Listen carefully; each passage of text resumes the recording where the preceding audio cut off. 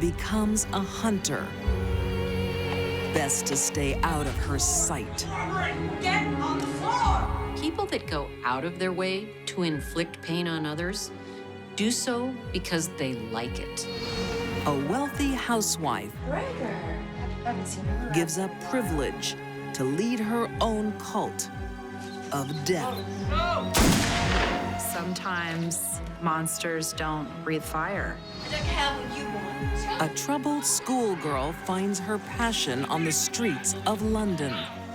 It was almost a footballer kicking a penalty. She kicked his friend's head with such ferocity.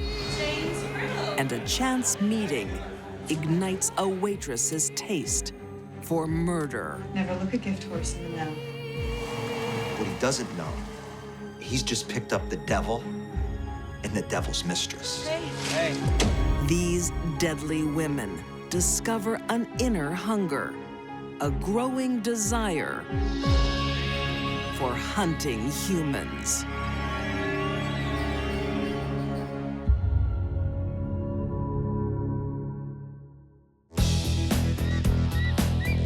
In the late 1960s, in Scottsdale, Arizona, Suzanne Barnes is living the good life, happily married, with a teenage son, and she's popular with his friends. Haven't seen you around here in a while. Suzanne lived a privileged life. Her husband was rich. She fit the type where, she'd play tennis in the afternoon. But this beautiful life has ugly secrets. Let's go. Oh, man, I'd rather stay here. Fine. She would be what you would call, in a current term, a cougar. She was going out with her son's high school classmates. You've been. Suzanne isn't just dabbling with the odd boy toy. She is working her way through the neighborhood. She said she made love with 150 of her son's classmates. Just going through them one after another. Her sexual conquests are fueled by powerful mind-bending drugs. She started doing acid, peyote, hash, marijuana.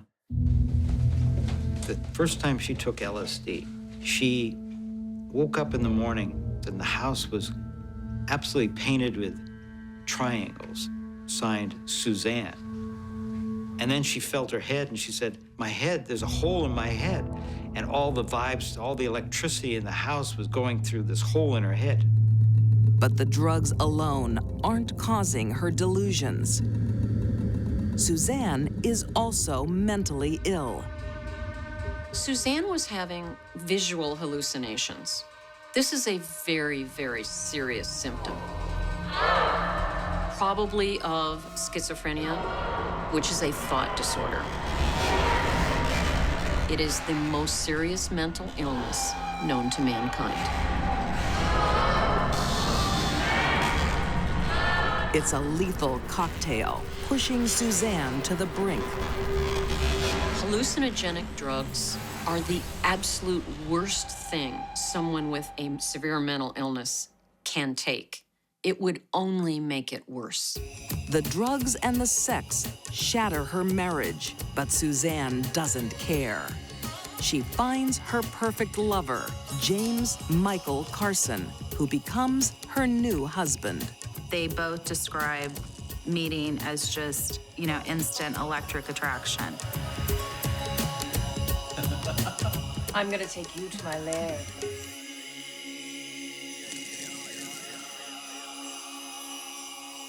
From that very moment that they met, they were just joined like magnets. You're 878 and an attacking Chimpanham.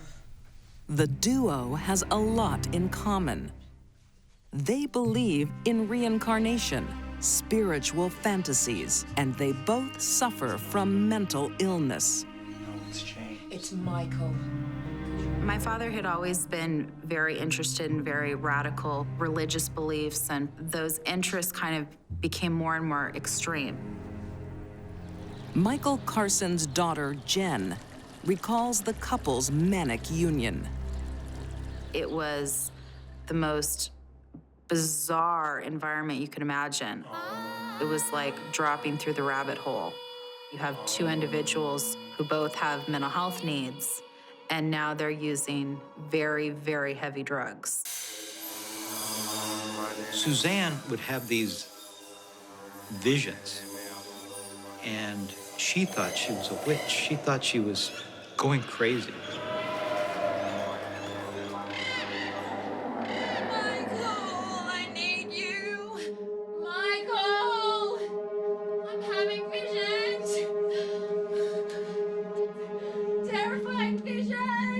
Michael said, no, dear, you're not having delusions. You're having religious visions. You're a prophet. You're a yogi. You're not a witch. I am. Tell me what you see. I see a war. On drugs and unstable, they become paranoid about witchcraft and determined to stamp it out. Michael feared witchcraft. He saw witchcraft everywhere, people that tried to control your mind through psychic behavior. Because Suzanne and Michael were deluded and half crazed on drugs, they created their own cult. Every cult needs its followers. Their first is 23-year-old Karen Barnes. She was kind of interested in that, you know, kind of eclectic scene, and she was very much a bohemian girl. When Susan and Michael entered her life, I think she found them fascinating. Living with people who are mentally ill and taking hallucinogenics is probably not the safest decision a person can make. Her flatmates, she found out, were very, very dangerous.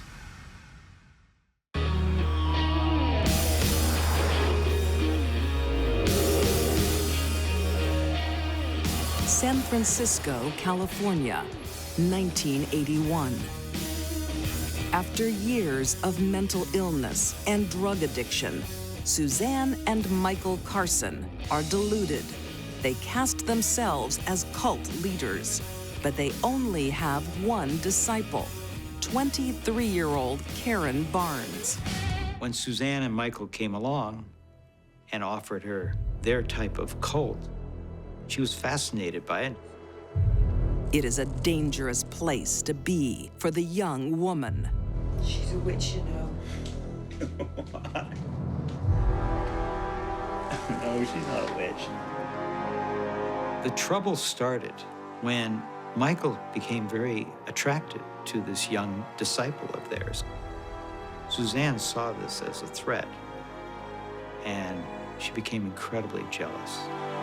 Suzanne doesn't wish to share her man, and she has the perfect excuse to get rid of her rival. Suzanne said, "We have to kill the witch. Michael, you have to kill Karen." In their twisted world, such an outrageous request is taken seriously. Michael will do anything to please Suzanne. So on March 7th, 1981, he rids the world of a witch. He killed her as she lay on the floor.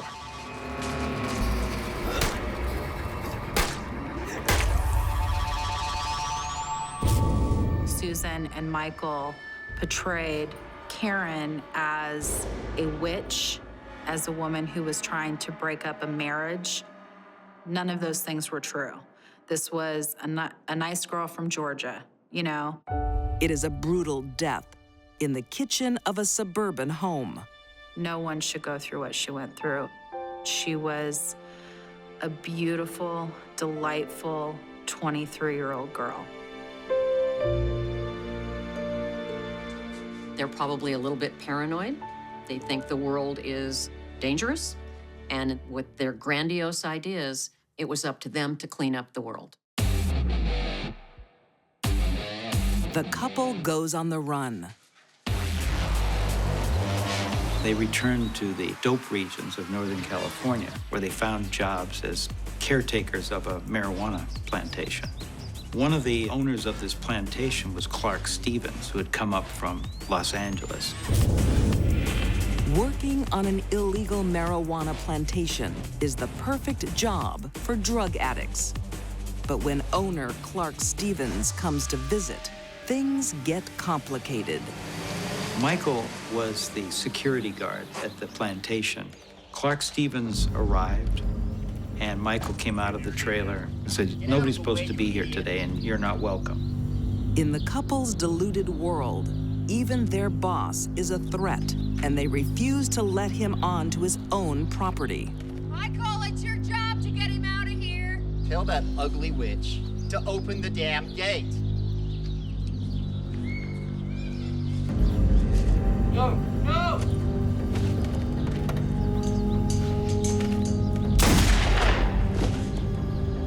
Suzanne felt slighted or insulted by a man, so she orders Mike to kill him. That's grandiosity. Grandiosity is a common element of severe mental illness. I can do anything because I am entitled to. And they believe this. Nothing can stop them. The couple hit the road again, but this time, their war against witchcraft has turned into a war against anyone who slights them. Even an innocent, like 30-year-old John Hillier, who offers them a lift in January 1983, can be a target. We're gonna have to kill him. Here it coming. As soon as they got into the pickup truck with Hillier, there were problems. His leg, according to Suzanne, touched her leg. That is a death sentence. Michael pulls out the gun, but hesitates. Wait, what the hell are you doing? Immediately, John grabs the gun, and they're wrestling with the gun. They come to a screeching stop. John jumped out to run for his life. And Susan and Michael proceeded to both stab and shoot him on the side of the road in full view of commuters driving by. Get in! And John died on the side of the road.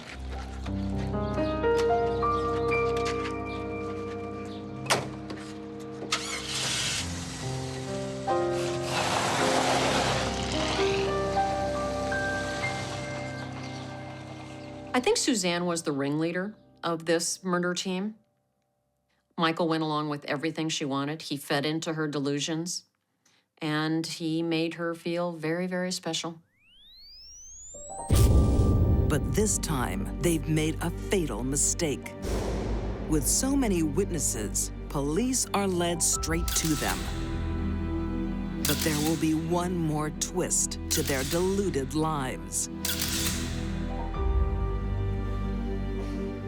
Susan and Michael, you're admitting to murdering Karen Bones, Clark Stevens, and John Heller. What the public want to know is, why?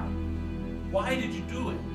Suzanne and Michael promise to confess all at a public press conference and try and explain away their murder spree as a war on witchcraft. We rid the world of evil. Witches. People with dark forces. They did talk about the murders, and they laid down this case that they were being spiritually attacked and they had to defend themselves and they were called to kill witches and, you know, their whole rationale. Because of their mental illness. They believed everything that they said, and they wanted the world to know it. So how did you kill Karen Barnes? I entered Karen with a frying pan and she slept on the kitchen floor with a pillow.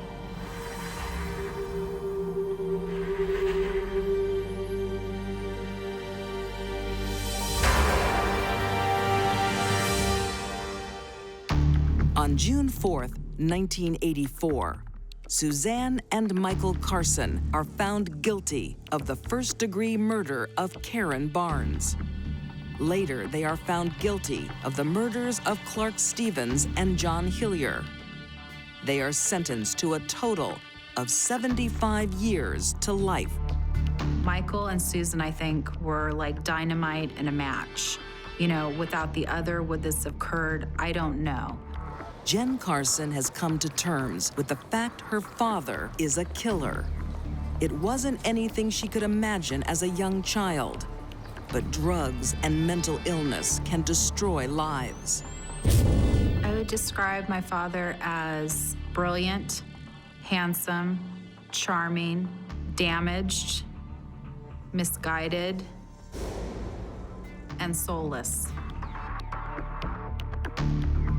Suzanne Carson's mental illness first manifests when she becomes a sexual predator and evolves into a drug-crazed witch hunt with a man who will do her bidding. I think that Susan is intelligent and crazy and evil. After 30 years behind bars, it seems Suzanne's thinking is no clearer. You absolutely can't have rehabilitation when there is absolutely no remorse. You know, neither of these people feel any remorse whatsoever. They speak about it in a way that, you know, almost glamorizes it, you know, and Susan has bragged about being friends with the Manson girls in prison. There doesn't seem to be any sign whatsoever that they would come out changed in any way.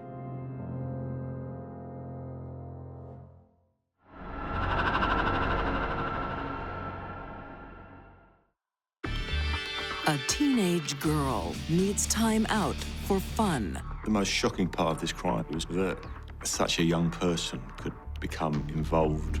And what better way than with a cell phone?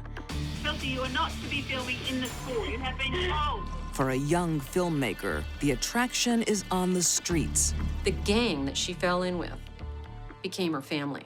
Her home videos will shock the city of London.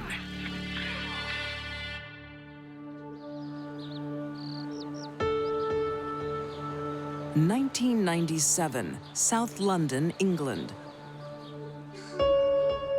7-year-old Chelsea Mahoney has a challenging start to life. Her mother is addicted to heroin and struggling to cope. I'm hungry.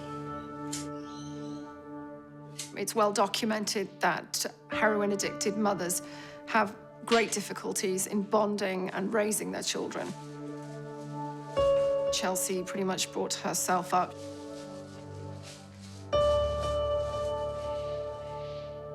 Although her mum did care for her on some emotional level, she had no sense of home. Happy birthday to you. Happy birthday to you. Chelsea is fostered out to a relative.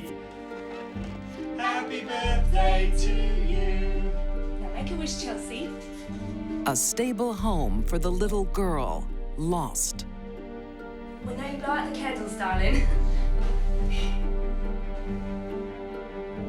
An aunt did intervene at one stage. Chelsea went to live with her, and social workers were very hopeful that that would work out. I don't want you to go out. It's a school night. I don't care what you want. But as Chelsea grows, she becomes more difficult to handle. Chelsea, you can't. I can, and you can't stop me. Chelsea would often seem secretive, withdrawn, and prone to acts of ill temper. Are you all right? I can't do it anymore. Her aunt is unable to deal with her. Sadly, over the course of a few years, it became clear that it was a placement that would fail. And then she went into foster care, where she really wasn't home very much. She was out running the streets. By 2004, Chelsea, now 14, has seen 3 different homes. Finally, she finds a family unit, a street gang.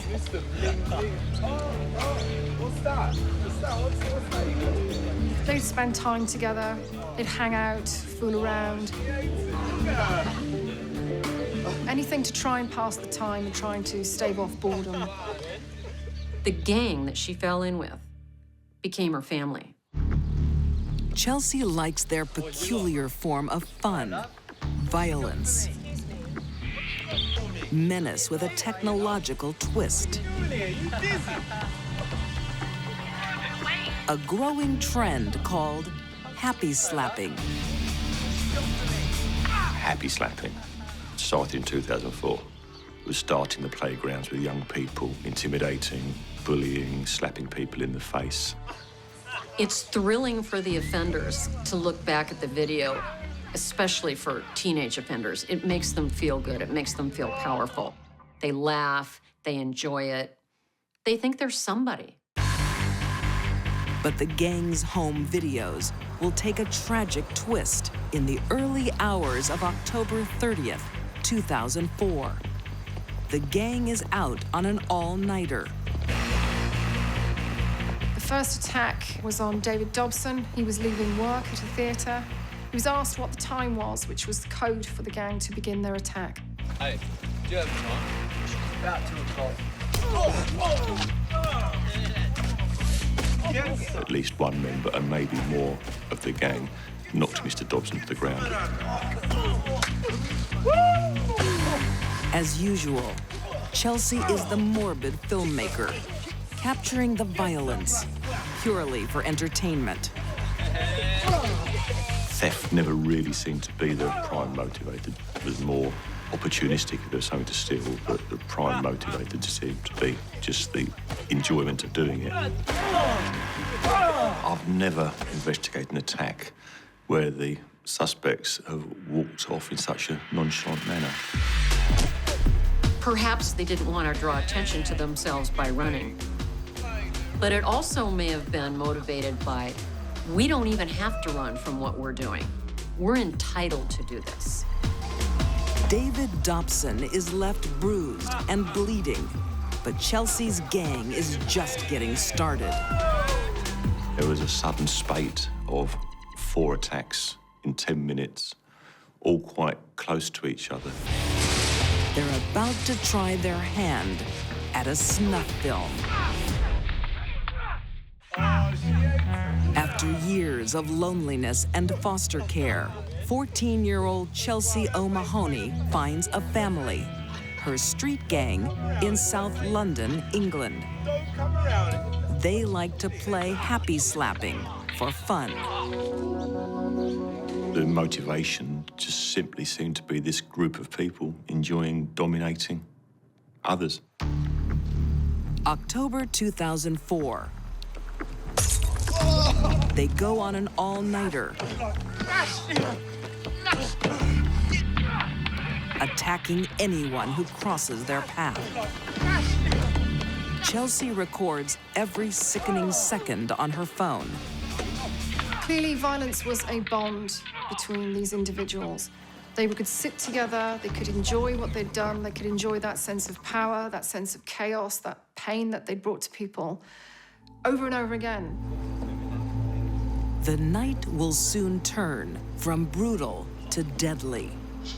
Local bar manager David Morley and his friend Alistair White relax after work, totally unaware they are in the wrong place at the wrong time. How the gang came across them was entirely random. They literally just walked into their path.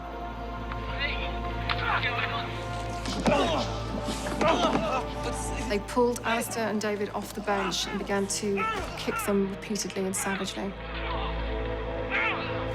A cowardly attack. They certainly didn't pick on groups of people who would be in a position to fight back and overpower them. Both men were beaten, but ultimately the focus of the attack became David Morley. When the gang attacked David Morley, they were smiling and laughing because for them it was fun. Most notably and most shockingly was the fact that as the attack seemed to be over, Chelsea O'Mahoney took it upon herself to run back. Chelsea wants one more shot, but not with her camera.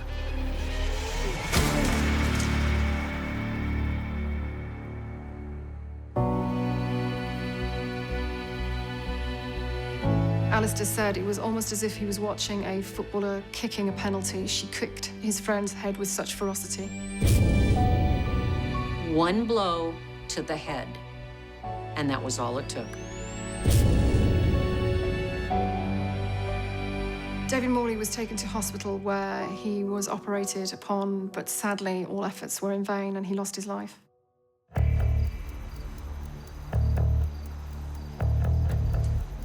The gang keeps hunting, unaware they have just committed murder. When they selected their next targets, less than 100 meters away, they really didn't care. I think it gave the gang a sense of power. They were so in control of the situation that they didn't need to run. They didn't expect even to be captured. Their fifth attack will be their undoing. Unbeknownst to the gang, the filmmakers are being filmed by a security camera. The CCTV was absolutely pivotal to the investigation and prosecution. Without that, we could never have linked the group together. The video clearly shows Chelsea holding her arm aloft with the phone so she could tape every detail of the attack. The brutal beating of Wayne Miller is captured in horrifying detail. At one point, one of the attackers leans up against the wall so he can balance and jump on Wayne Miller using both feet. It really is quite a shocking attack. It is possible for someone to rob another person without hurting them. Chelsea and her gang chose to hurt these people. There was no reason for it other than they wanted to hurt them. Within days, the young gang is arrested, clearly identified by the security cameras. And the star performer is 14-year-old Chelsea. The most shocking part of this crime for me was Chelsea's age, that such a young person could become involved with a group of others and then just randomly attack people for their own enjoyment. It's beyond belief. In January 2006, Chelsea O. Mahoney is convicted of manslaughter and sentenced to 8 years. The older gang members receive 12. Chelsea is remarkable in that she's not remarkable at all. She looks like an average, pretty 14-year-old girl. No one could suspect from outward appearance that this was also a killer. This pretty young girl turned into a killer when her gang went looking for kicks. It's easier for them in a group, and we see that a lot when people are hunting humans. Some experts believe Chelsea's crimes are seeded in a rebellious childhood, lacking parental control. It's very important for us all to learn that somebody so young does have the ability and the capacity. As long as children are allowed to be trapped in deprivation, they will fall into gang life all too often, and unfortunately, acts of violence just are part of that territory. Gang culture is a serious and growing problem. Chelsea's gang days are hopefully over, because in 2010, she is released back into the community as a 21-year-old. Hopefully what happened was a one-time thing, and she's learned and grown from it. She's living in society with other people. I hope she got lots of therapy in prison. She is free. We can only hope that she looks back and doesn't recognize the violent child that she once was.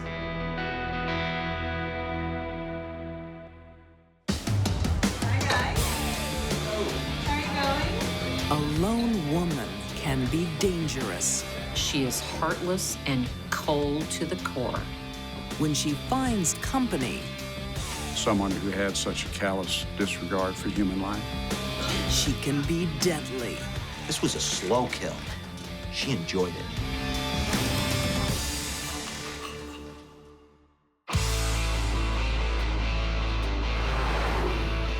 1980, Los Angeles, California. In yet another dive bar, beer isn't the only attraction. 24-year-old Pamela Perillo is trying to make a living out of her personal assets. Can I get the change? Yeah? Okay, thanks. All sorts of people come through the bar, but she strikes up a particular friendship with James and Linda Brittle. The three of them seemed like they were bound at the hip. I never really did understand what that relationship was all about. It may be a strange threesome, but Pamela wants to belong to someone. Pamela's mother died when she was 10. That's a terribly vulnerable age for a child to lose their mother. She ended up in foster homes, and she started using drugs at the age of 11. The trio hit the road and make their way to Texas, which is bad luck for Good Samaritan Bob Banks, who offers them a lift. Hey. Hey, where you heading? North? You got a place to stay? No. Well, I'll tell you what, I'm in the middle of moving house, so you guys help me move. I'll give you a place to stay and I'll sling you some cash. Yeah. Sounds like a fine idea. Along comes this lovely gentleman, Bob Banks, who everybody just said was, you know, one of the best people they knew. What Bob doesn't know, he's just picked up the devil and the devil's mistress. As their friendship grows, Pamela and James admire toughness in each other. Brittle was a bad guy from a violent crime standpoint. Here's a guy that everybody was afraid of. This guy was a real animal. Pamela was attracted to bad boys because she was a bad girl. Bob displays typical Texan hospitality, and the extra hands to help him move are welcome. Who's this? Bob has one other volunteer, his close friend, Bob Skeens. Bob Skeen, he knows Bob Banks really well.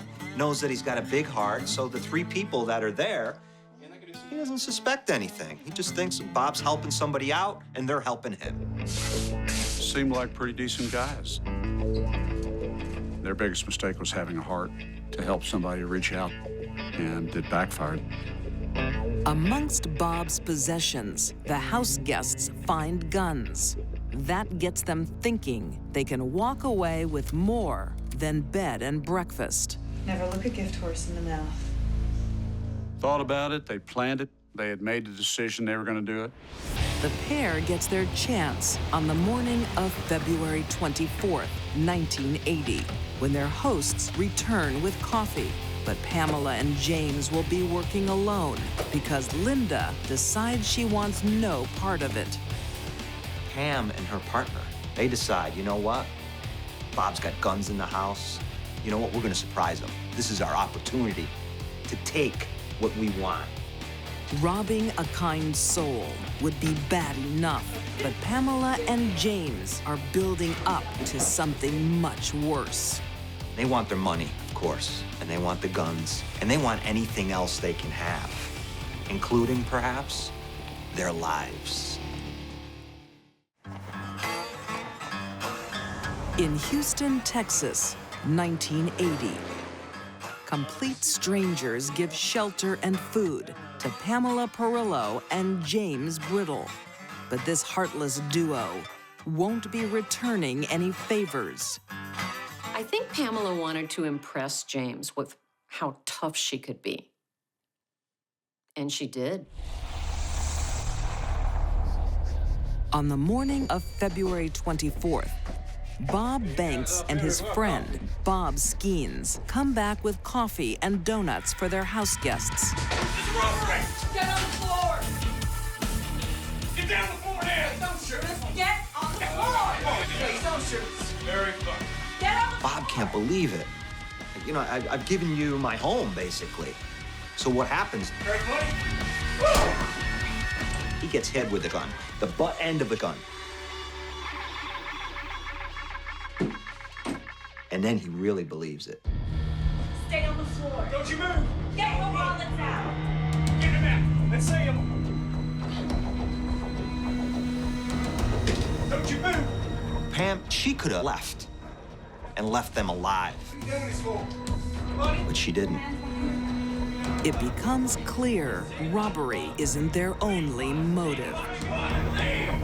The victims are bound and put in different rooms. Big, strong man. Stand up. No. Why are you still talking? Shut up! Up you go. See you later. Bye-bye. Bye-bye. Up you go, sick thought. Now they can steal anything they want and make an escape. What you gonna do? Where you going? But they don't.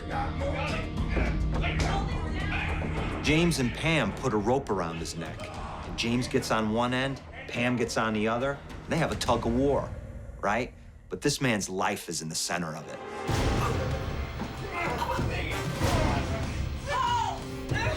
People don't die easily.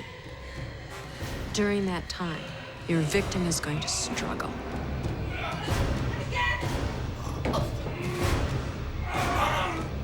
The victim would be aware of what's happening and would ultimately die in the midst of that terror and panic.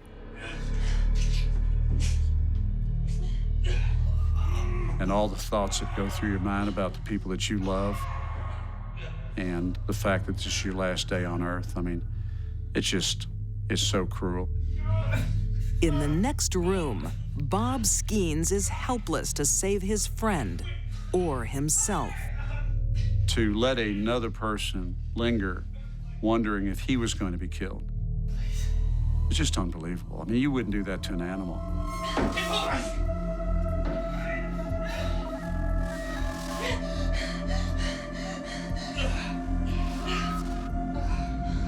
He's not breathing. It is an act that unites the killers.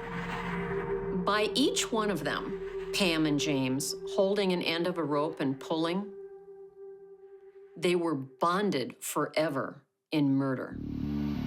But the sadistic communion doesn't satisfy their appetite. I'm hungry. It gives them one. They take a coffee break. For some people, murder works up quite an appetite, and it certainly did for James and Pam.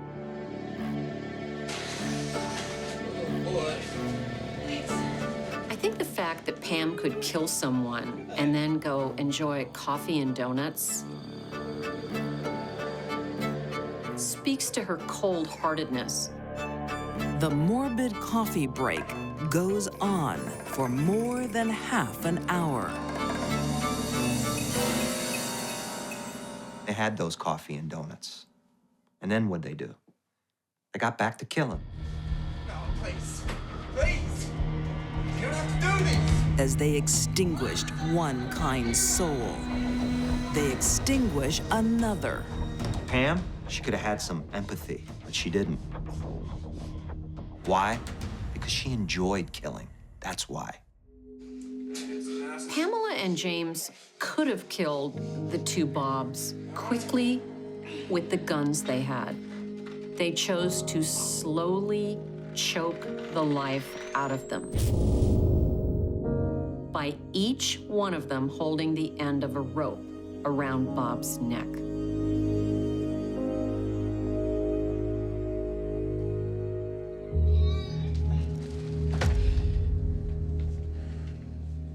That is sadistic.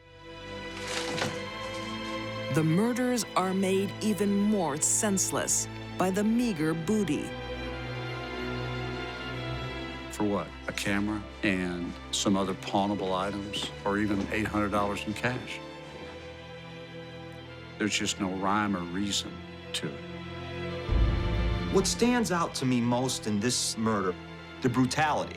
The brutality that they did not have to commit. They had to take it to the next level and commit murder. The seed of evil is in both of these people. Treat me like But in Pamela's crazy world, even bonds formed by murder break. What are you gonna do about it? There's a lot I can do. Soon she has a falling out with James. Pamela got into an argument at a motel that she was staying at with Mr. Brittle. The revenge she chooses incriminates herself, but Pamela doesn't seem to care. What's bizarre about this is that Pam does the unthinkable. She turns herself in. He tied a rope around his neck, She walked into a police station and I pulled on the other. and confessed to the killings that had taken place for the purpose of striking back at Mr. Brittle for the argument they'd had. So go figure that one out. I mean, that, I guess, is as descriptive of the thought process of Pamela Perillo, or the lack thereof. Pamela seals her and James's fates. Both are convicted of first-degree murder and sentenced to death. Pam is sentenced to the same sentence she gave the two Bobs, death. It is said that water seeks its own level, and that's exactly what happened here. When Pamela met James, there was going to be hell to pay. But the two killers' futures will be very different.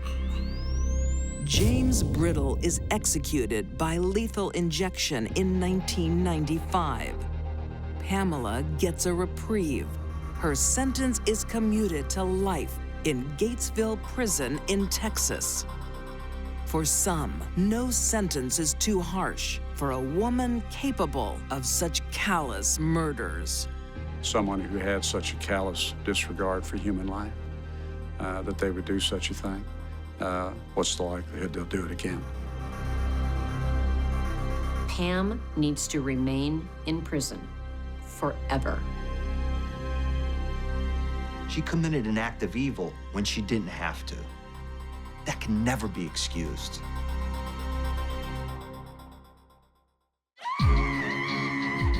These deadly women found companionship in violence. Suzanne Carson's delusions left 3 people dead.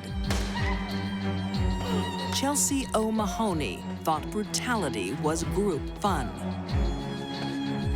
And Pamela Perillo enjoyed hands-on murder. All 3 women developed a taste for violence. Their victims merely pawns in their game of hunting humans.